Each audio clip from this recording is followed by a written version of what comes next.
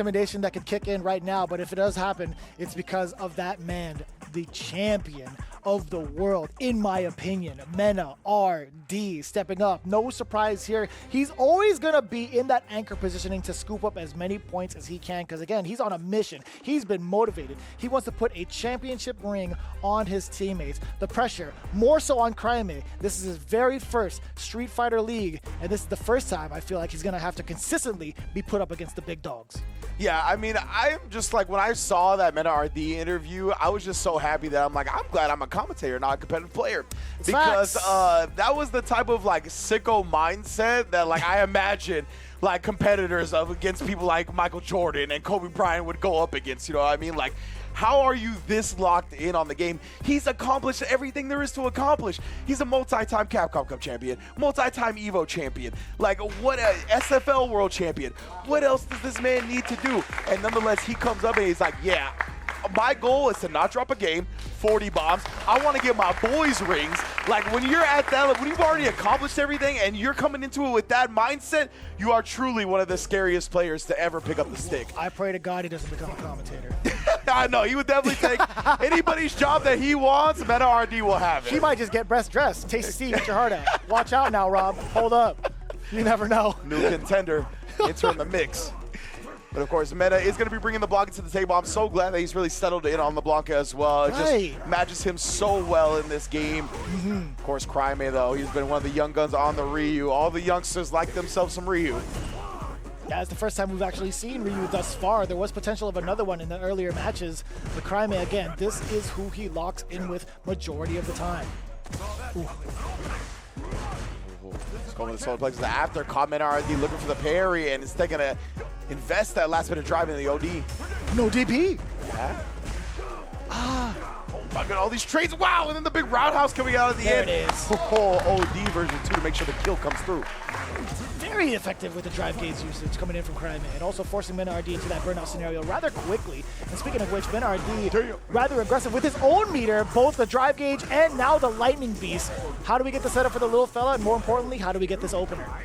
Oh, we're just going to take the throw for now. We're going to activate the lightning afterwards. Not quite. Oh, but instead goes with the air ball after establishing the jab for a tick throw. And then he just drops him right back into another setup, bro. That's crazy, dude. What a conversion. He tried to dash out of there. He got smoked. The perfect there. He had twin fellas in his back pocket. Oh, man. Twins, baby. 99, baby. Oh, Craime starting to fish for the donkey kick a little bit. Man, it's 14 years old, by the way. Crazy, bro. That's wild, son. He's been consistent with, yeah, just applying strike pressure to Mena. Saw Mena looking to escape in that last bit.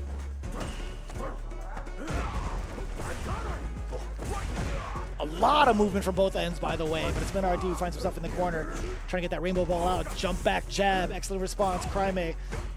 Cool, and agree with the jab as soon as MenaRD landed as well. But that's why I talked about that back medium kick into the hop. It's not just an anti-air, you get the Oki afterwards, it's so strong.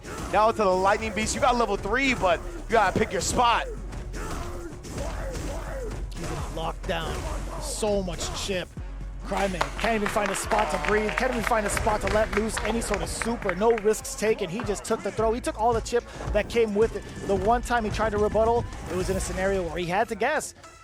Exactly, Mena's so smart, right? He literally chipped him down to strike throw 50-50 range. Like, you die to strike or throw, and then was like, all right. And then when he got worried about the fact that he would now die to throw, he just shimmied him instead. Like, this dude is a monster. How do you even do that, man? Like, how do you have that process in your brain so ahead of time, man?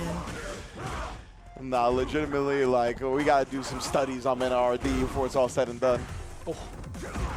Oh, nice jump over, though. The first clean opener we have from Craime. Let's give him the corner. And now, what's the lockdown scenario going to be like? I do like his offensive pressure and the potential coming in from Hashogeki, but also, more importantly, his spacing that he plays at in case a Blanka ball comes in case a jump comes in.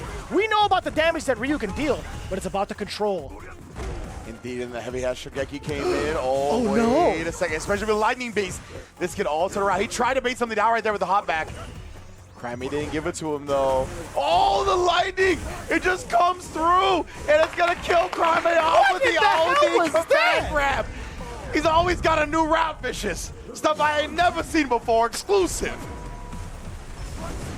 That was sick. That was dope. Like, wow, bro. Perfectly calculating it as well for the last bit of meter he had to do the actual enter of the combo that would kill. Nice buff. Hey, man. Sweet buff. Yeah. No sarcasm. I thought that was kind of godlike. No, 100%, man. The creativity on Blanka is endless. They actually made this character cool in this game. I don't know how they did it. Props to Nakayama-san and Mats. Yeah.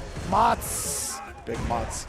Oh, and then baits out the super DI for the inevitable follow-up DI that acts as the checkmate. 2-0 to the world champ. My man is sending him back to school with the way he's been playing. Craime immediately off the seats consults with the bench. And that's got to be, there's got to be some treason here. Crossover, the first one to give the intel? Damn, dude. Hold up. Crossover from the Dominican Republic himself, right? Immediately stood up and was like, bruh, I got the info. I got the inside intel.